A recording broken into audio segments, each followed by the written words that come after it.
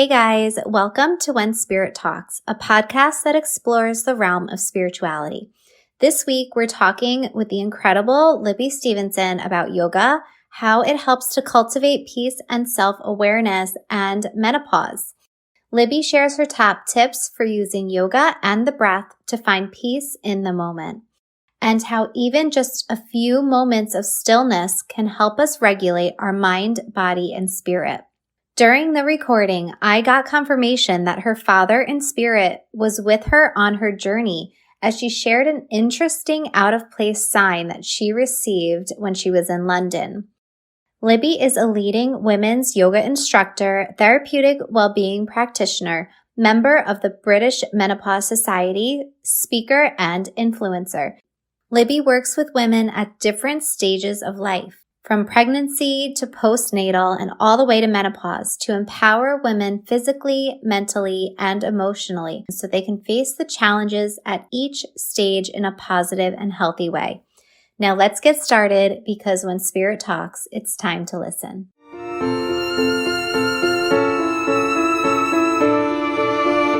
Hi, Libby. Welcome to When Spirit Talks. I'm so excited to have you here today, and I can't wait to dive into your story and everything that you want to share today.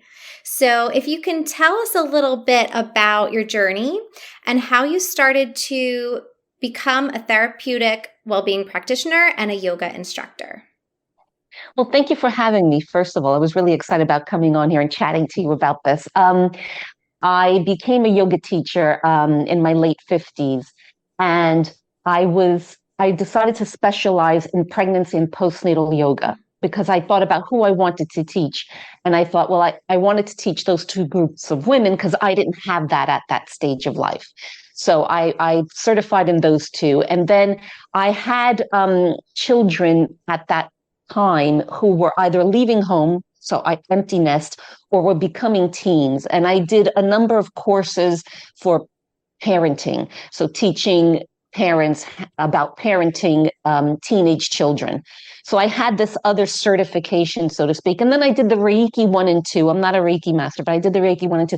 So I was looking for something that could, kind of make everything coherent.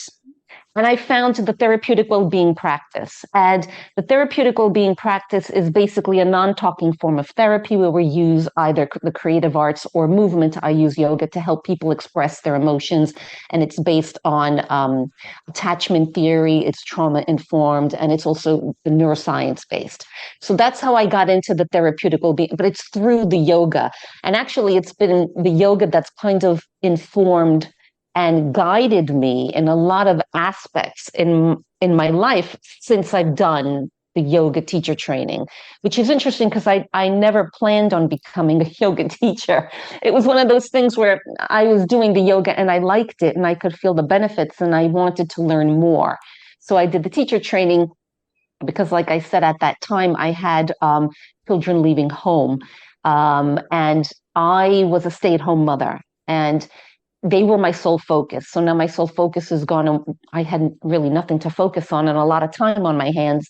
So I did the yoga teacher training. But that's how I ended up doing the therapeutic well-being practice. So it kind of informs a bit of the yoga too. It's like it all kind of blends well together.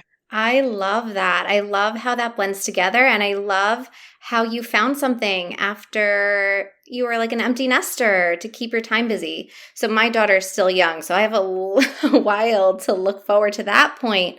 But I can only imagine, that feeling and what it leaves you with. And so I love that you were able to find something in the middle. I was lucky. Yeah. I was like, I had always done physical exercise because I knew it was good for me, but I never found anything I loved. And then the yoga kind of, a lady started a class around the corner from me. So I thought I'll try that too. And because she was my age and it was a beginner yoga class and it was a small class, I had incentive to keep going. Had she been 20 years old doing the splits and headstands, I probably would have never gone back, So I'm grateful that she was who she was, and the class was very much a reflection of me. So I kept going. And because I kept going and I was regular with it, like at least every week, sometimes 2 and 3 times a week, that I could feel the benefits. And I thought, oh, this is interesting. And like I said, I had a lot of time on my hands, and I thought I'll do the yoga teacher training.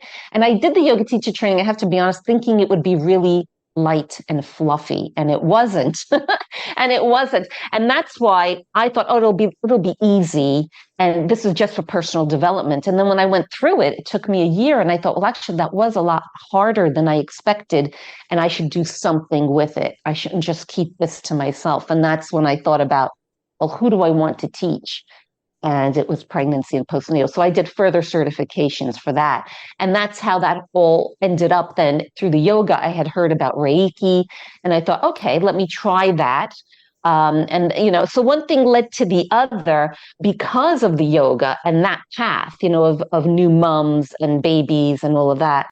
Even as you're talking about how you started off doing the yoga for the new moms and the pregnant moms, I feel like for me, I had Reiki, and that was one thing that really helped me with pregnancy and after, because it's so hard as a new mom to manage the emotions and the stress and all of that. So I love that you kind of dove into that population to help those women in need. And I have a question. So we all kind of know what yoga is, but what do you find are the main benefits for yourself and for other women who might be looking into the possibility of starting a yoga practice? Yeah. Well, the main thing that people say when they do yoga for the very first time is that they sleep better at night. And that's because it is very calming and relaxing. It really affects your nervous system in a way other forms of exercise don't, because the movements that we do involve the whole body, and we move every part of the body. We don't focus just on arms and legs, for example. So we're moving the whole body. And sometimes we don't move, we're in stillness. And I think that's where a lot of the magic happens. But the question of, what are the benefits of yoga? Yes, it is calming and relaxing, but yoga works at a very subtle and subconscious level, such that you find yourself, if you do it regularly and consistently, you find yourself becoming, this is what happened to me, becoming more resilient. You find yourself becoming more empathetic and compassionate towards others. And it made me more attuned to others in a way that I never was, because I'm a New Yorker and I was always very busy, very fast. I had worked in banking, and that's can be pretty cutthroat. So I really wasn't empathetic with others, because I couldn't be, coming from that environment. You had to be looking after yourself and really being protective of yourself in so many ways. And then through yoga, it just kind of happens that I am a lot more attuned to others, and that I can sense other people's feelings when they speak to me in a way I never did. And I'm also a lot more resilient. Things used to bother me. They still do, but I can let it go a lot more easily, and I can shift the mindset around that in a way I never was able to. And that's all through not someone teaching me affirmations or anything like that. It's all in a very subtle way, and it just happens. And I think people who do yoga, even if they don't get to the part where they become more compassionate, they will become more self-aware. And you start noticing things in your body when you're presented with situations that you didn't notice before. You might notice the way you start breathing, or you might notice yourself sweating or becoming more anxious. These little things that you start noticing that you can do something about before they become full-blown panic attack, or before you start screaming at someone. That doesn't mean you won't yell at someone, but you'll do so because it makes sense to do. It's appropriate, not because you're flying off the handle. So it's all these little things that yoga does that,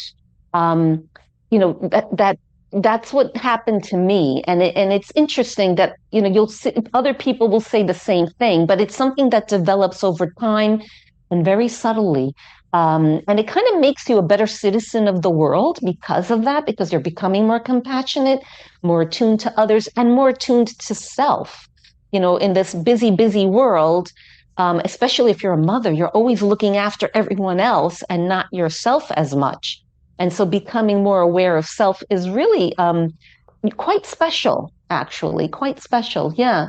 I agree. And when you were talking and you were talking about you being in banking and then how yoga helped this transformation kind of come about, it was interesting because for me, what stuck out was in your New York day to day, occupation, there was a lot of that masculine type of energy. So we're all a blend of masculine and feminine, but it's like you needed to have that masculine energy at the forefront to get through your day and to do what you need to do.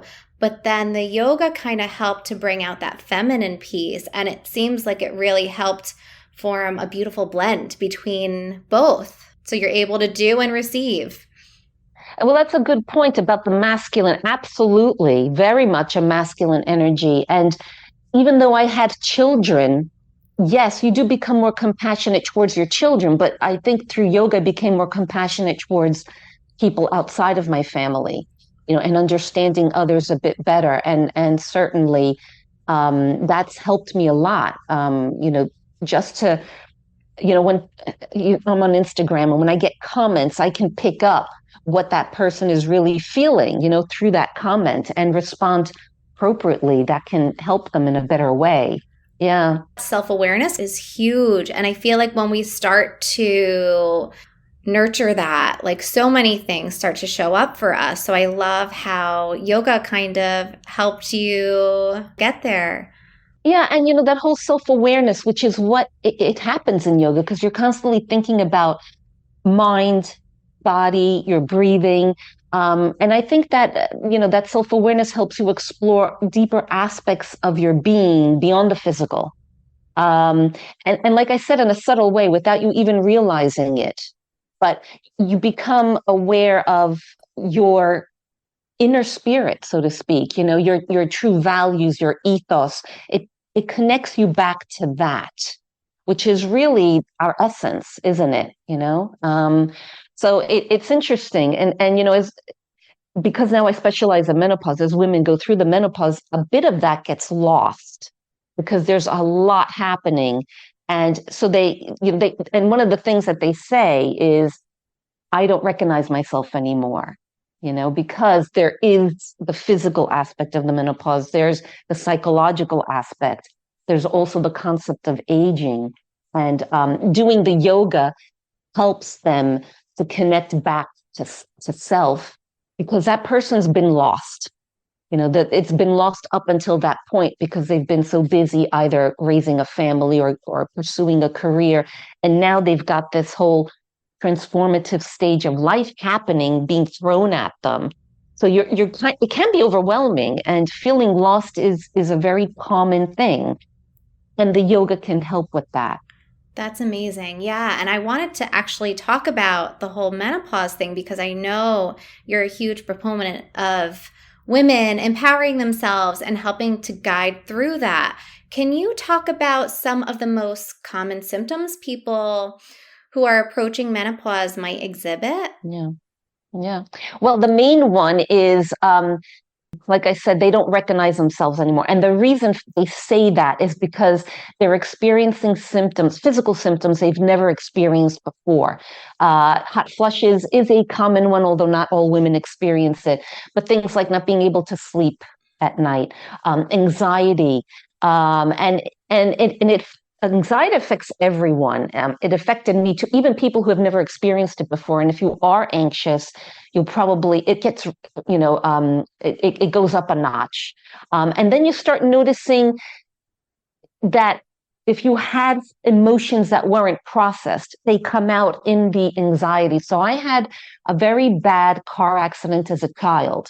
And that never got processed. That just got, shoved away and discarded. And what happened to me in menopause is that I experienced anxiety driving. And I'm convinced the two are linked because one thing was never processed and now it's coming out. And I'm convinced the two are linked. So you'll find that, for a lot of women, they can't go on escalators anymore. They can't get into a lift. So it manifests itself differently in different women, but that anxiety is the number one, I think, symptom. A lot of women start experiencing incontinence because of the decline in estrogen. So there's all these symptoms that come up, or achy joints, and you start thinking, who am I? Is my body falling apart? Um, so those are some of the common things. And then there's the whole psychological aspect, like I mentioned earlier, about, concept of aging. A lot of women struggle with that. Some women gain weight. A lot of women gain weight as they go through the menopause. So they see their body changing and they feel they have no control over it. There's also the aspect of aging parents. And, what is your connection to them, and being aware of their mortality? Children leaving home. And if that was your focus, in my case, it was because I was a stay-at-home mother. But even if it's not, our children are our focus, whether we're working or non-working mothers. And now that they are going out into the world and need less of us, where does that leave us in terms of our relationship with them? What do we do now? As a mother, what is my purpose for them? So there's so much happening. Some women are coming to crossroads in their careers, and what do they do there? Keep going? Do they change? So there is a lot of stuff happening all at once. And like I said, it can be overwhelming. And where do you go to get space from all of that? It's coming at you at once. Where do you go? So yeah, you can go to an exercise class and you get that hour to yourself. But when we do exercise, we feel great immediately afterwards, maybe for an hour or two, right? Because we have those endorphins and all of that running through our body. But with the yoga, it is a longer lasting effect that stays with you even when you've left the mat for days on end. Because like I said, it does work on your nervous system in a way other forms of exercise don't. And I think it's because in yoga, yes, there's movement, but we're moving the whole body. There's breathing that we do with the movements. There's also stillness. There's also that ability to just be, which other forms of exercise don't give you. There's always movement in the other forms. And I think in yoga, it's that stillness that does the magic. Yeah, let's call it that. That is perfect. And now that you talked about how yoga can help with menopause and managing all of the emotions and past memories that might come up during that process, can you talk a little bit about your personal yoga practice and maybe what that looks like? My personal yoga practice is, because I teach it twice a week, and I teach online, so I demonstrate the classes. So for me, the way I use yoga is I use breathing techniques when I need them in the moment. So I now, through self-awareness, through the yoga, I can tell when I'm getting stressed, and I can just stop and do a breathing technique, and no one will know I'm doing it. And I can calm myself down. So that's how I use the yoga. Like, I insert it in the moment. There are times of day, especially afternoon. There's always an afternoon slump that I experience, in terms of energy. And if I need to keep going, there's a breathing technique. Downward facing dog is energizing for me. Or if I need, space from everything that's happened in the day and I need to keep going, I do a balancing pose to clear my mind. So that's how I use the yoga. And also in the evening, sometimes to de-stress, some gentle movements, cat-cow to child's pose and back, just some very simple movements to release tension from the body. But that's not every night. But I am aware of how I'm feeling because of the yoga. So I can tailor make what I know about yoga into my day. Let's say I'm bloated. Let's say there are poses that I can do that can help with that. So that's how I use the yoga practice. I insert it into my day at different times, depending on what I need. And there are times when, that I need a yoga class. And actually, I have to be honest and say, I prefer to watch someone else teach me, because then I don't have to think about it. I can just follow that other person. So, I can do that. And I will do a yoga class if I need that. But because I teach it twice a week, that doesn't happen very often. So that's my yoga practice, is by inserting what I need when I need it. And sometimes it's just a matter of sitting in stillness, in meditation. And it's not 20 minutes. It might just be 5 minutes, depending. There are certain times of day that I prefer to meditate, in certain rooms. And so it all depends on how I'm feeling. But I'm aware of that because I do yoga, so I can maneuver the yoga into my day depending on what I need at that point in time. Yeah. It sounds like you're blending your intuition with the need and the use of yoga, and you are pausing to figure out, okay, I'm feeling this way, and okay, let me figure this out intuitively. I feel called to do this or to breathe. Kind of ties in together. Did you find that when you started practicing yoga that you found a stronger spiritual connection? Definitely. Yeah. And I think it was, spiritual to me doesn't mean religious. It means connecting to something bigger than us. And it also means connecting to self. And that was something I didn't have, either of those, really. I mean, although my mother was very religious and, she's Catholic, so she goes to church and she prays and all that, but that just didn't suit me. So I don't go to church. I mean, I don't pray, but there are aspects of yoga, like meditation is almost like a form of prayer, really, when you think about it. And there's definitely been a deeper connection to self. Like I said, more of a self-awareness that I didn't have before I did yoga. I certainly know myself better, and I know what works for me now.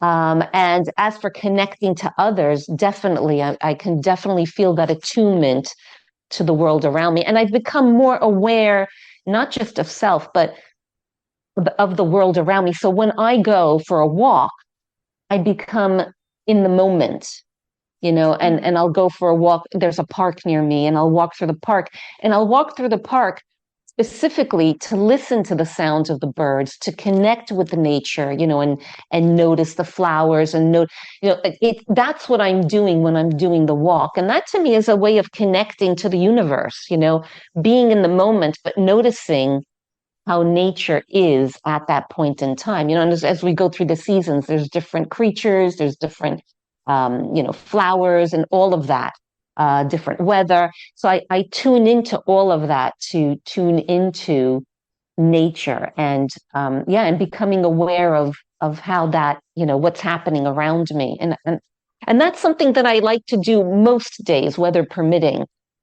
is going for the walk in nature. And that's how I connect to spirit, the one outside of me. That's how I connect. And like I said, like I'll notice things like, oh, lots of feathers, or I'll notice particular animals coming around me, and things like that. But it's being in tune with the world around you, and yoga has helped me with that because, like I said initially, as a New Yorker, it was head down and go, because you had to protect yourself. You didn't look people in the eye, for self-preservation. You just didn't. Maybe you can now, but in the days when I lived there, you didn't. So it's interesting how I have changed. And I think I've become a lot softer because I am more aware. And I've become, so I'm a lot softer than the hardened person I used to be. So I do live in New York. I know we kind of, yeah. So I totally understand what you mean.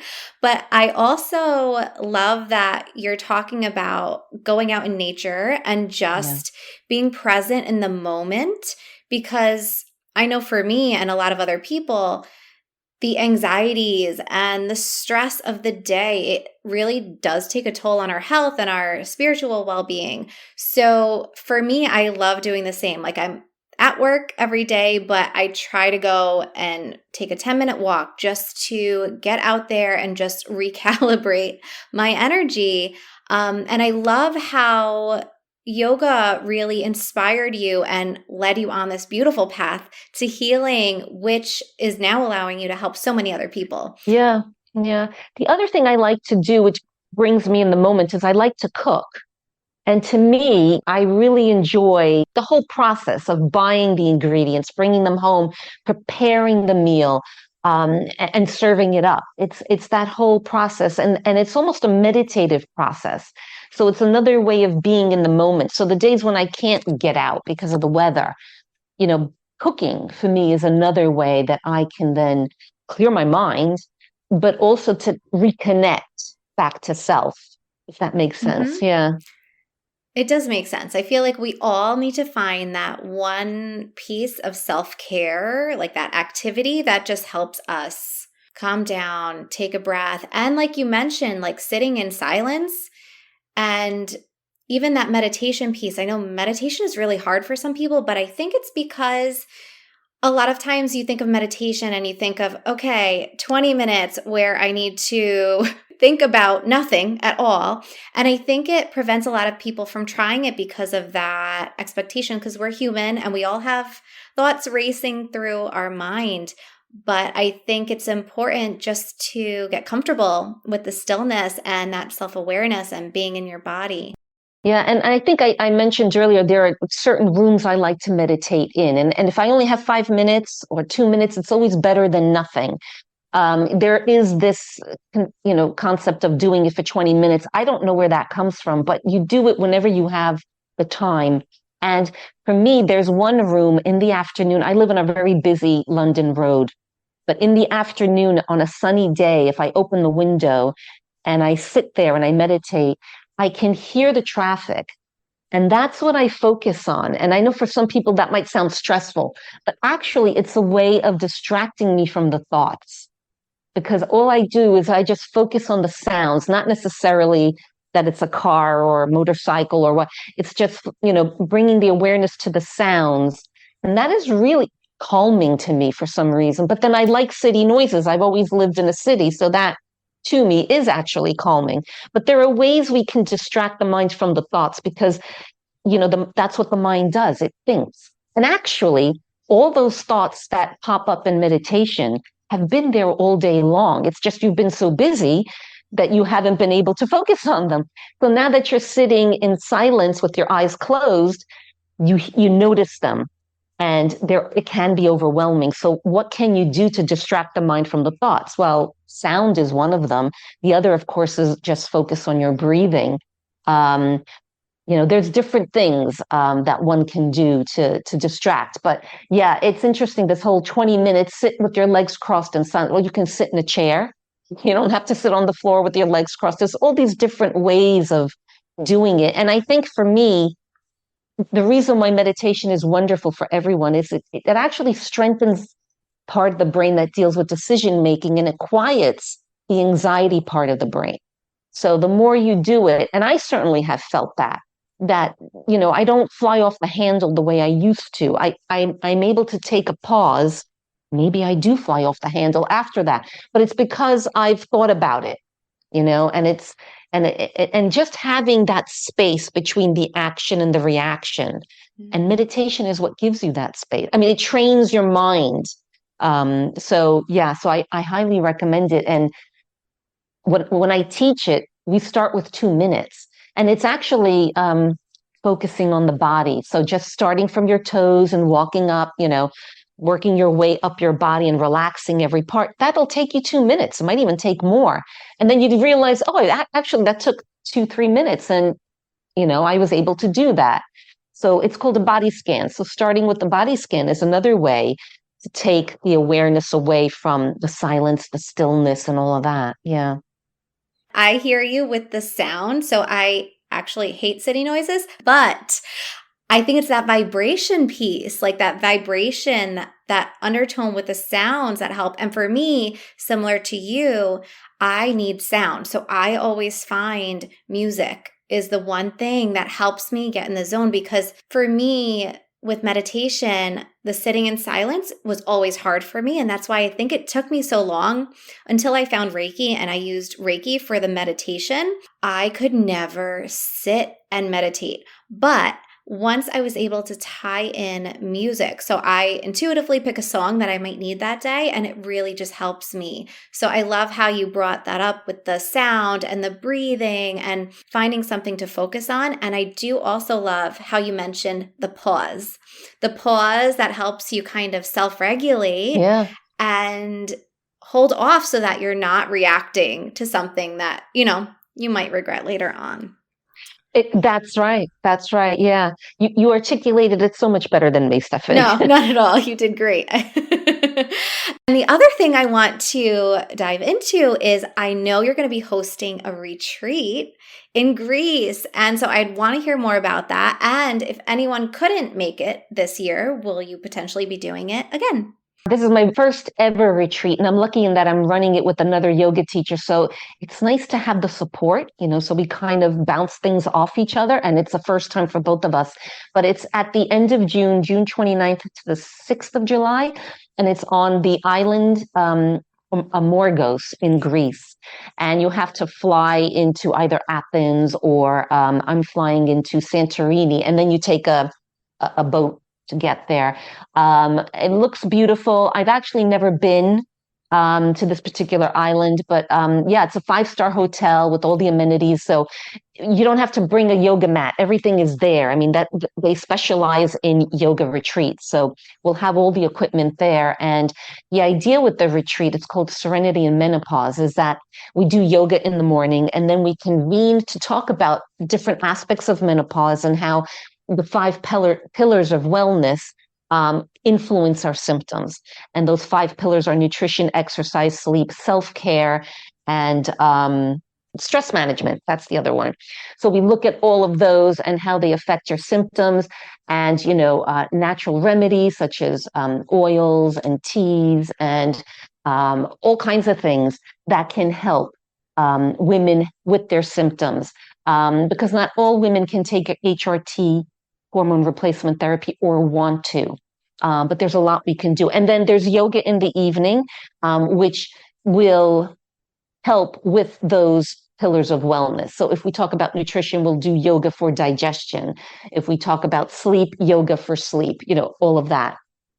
And there's 2 meals a day, and we are together at the meals. And then in the afternoon, there's a block of time where you can do whatever you want. You can either go by the pool or go into the town or go to the beach. So it should be lovely. Yeah, it should be lovely. But it's just, helping women with their menopause symptoms in a natural and holistic way through yoga and through well-being tips, really. So everything that I know, I will be sharing. And I've curated this wonderful goodie bag of things that I want in the goodie bag. So it's a nice goodie bag. And again, to help the women with their symptoms. So will I be doing another one? I don't know. Let's see how this goes. It's something that maybe I don't do every year, or maybe it's a day retreat as opposed to 6 days away somewhere, So we'll see, live and learn. You have to try things. I was going to say that sounds incredible, first of all. Yeah. And I think, it will be. It will be. It will be. It will be amazing. And I think you're right. I think until and this is for anyone who's trying something new and like putting themselves out there to test something out, I think until we do it, we're never going to know. And taking that step is such a huge learning experience and will really help us guide to make decisions in the future. Yes, absolutely. So now we're going to dive into our spirit segment. So I'm going to ask you a few questions and I can't wait to hear your answers. So what is one thing that you always include in your daily routine that helps you stay spiritually balanced that might help our listeners do the same? Taking a walk in nature. I do that every day, weather permitting. That's one way because I'm in the moment and I'm focusing on nature when I'm going through the park. The other thing that I do at least once a day is I take a moment to breathe by placing hands on heart and just and it doesn't have to be any fancy breathing technique. It's just perhaps either closing my eyes or lowering my gaze and just focusing on inhaling and exhaling through the nose. And it just slows it down and it brings me to the present moment. And every time I do that, especially if I'm feeling a bit low, or, it's hard not to compare yourself to people, especially if you're, on Instagram or you're on social media. And when I do that, the thought that comes to my mind is, I'm doing okay and I'll be okay. Like, those thoughts come to me. And so you feel hopeful and better for it. So those are the things that I do. And they're just small things, but they're very helpful. And anytime I need space from everything happening, if I can do a meditation for like 2 minutes, great. But if I can't, a balancing pose. And I can do that anywhere. Even waiting at the bus stop, people don't have to see that you're doing, a tree pose with your toes on the floor, and you're still balancing and you're still getting that break, that distance from everything in your mind.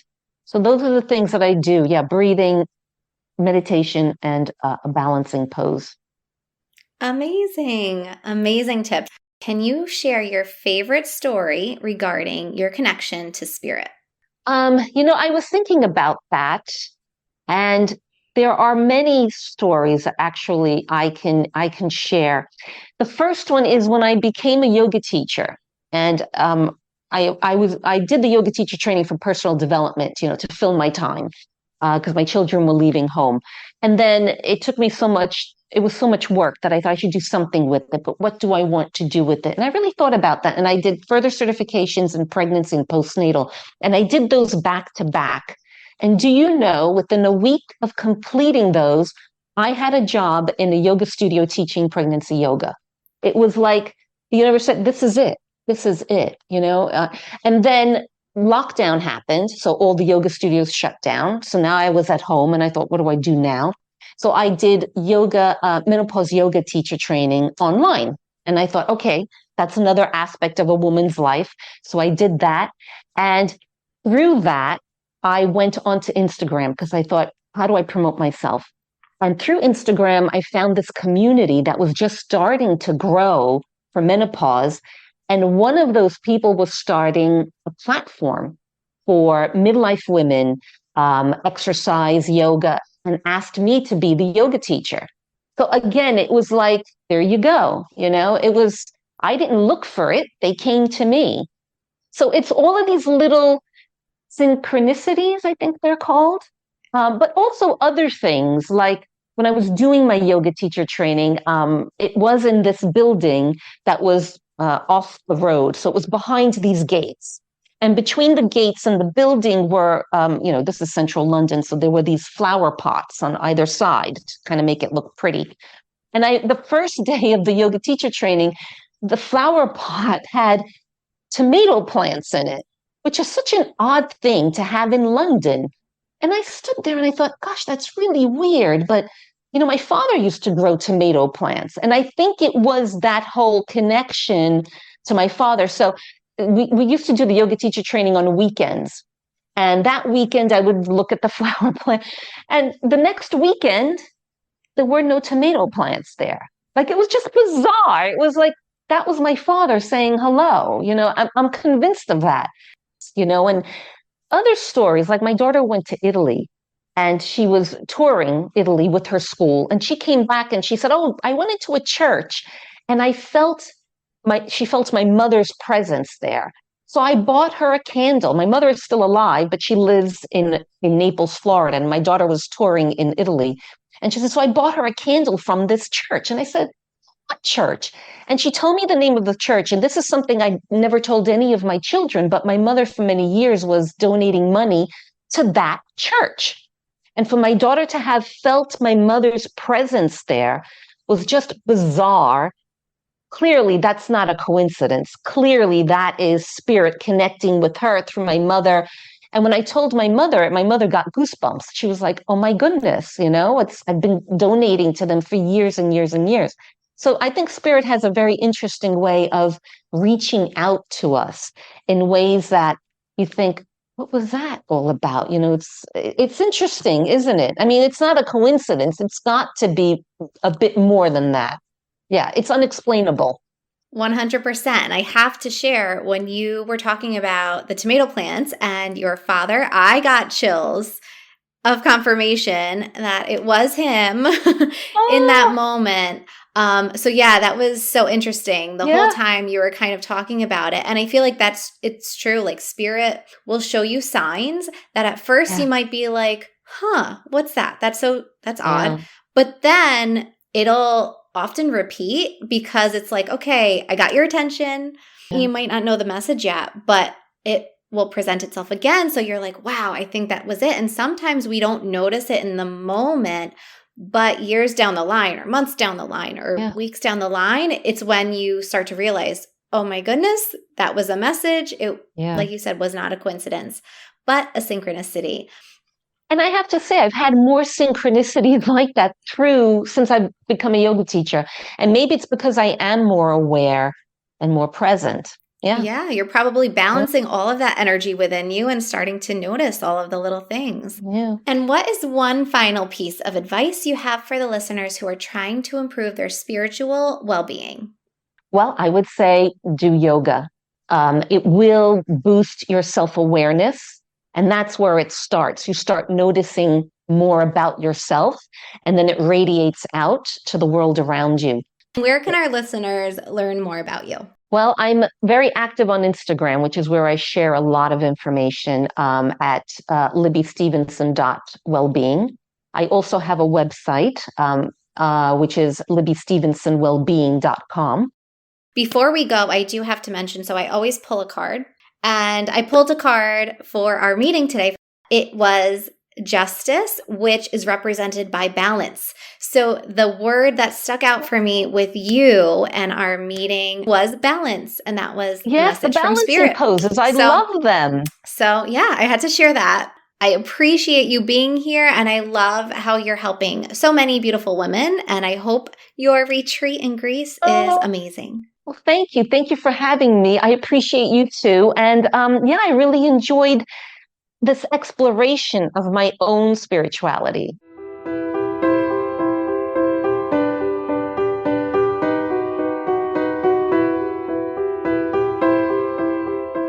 Thanks for listening to this episode. If you enjoy the podcast and love to listen to it, subscribe, follow, or leave a review. You can connect with me on Instagram at live.and.breathe.reiki or on my website at liveandbreathereiki.com. Until next time, don't forget, when spirit talks, it's time to listen.